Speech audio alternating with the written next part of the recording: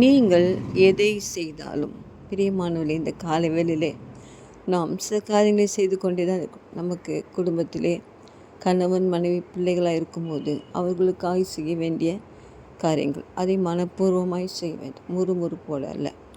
பிடித்தாலும் சரி, பிடிக்காவிட்டாலும் சரி, கர்த்தர் நமக்கு கொடுத்தது அந்த குடும்ப வாழ்க்கையிலே நாம் செய்ய வேண்டிய காரியங்களை சரியாய் செய்ய கர்த்தருக்காக செய்ய, கர்த்தர் நியமித்த குடும்பத்திற்காக செய்ய கிருபை செய்வாராக. ரெண்டாவதாக, கர்த்தர் நமக்கு கொடுத்திருக்க வேலை ஸ்தலங்கள், அதிலே நாம் சரியான நேரத்துக்கு சென்று அந்த வேலைகளை சரியாக செய்து அதையும் கூட மனப்பூர்வமாய் நாம் செய்யும்போது கர்த்தர் அந்த வேலையிலே உயர்வை கொடுத்து ஆசீர்வதிப்பார்.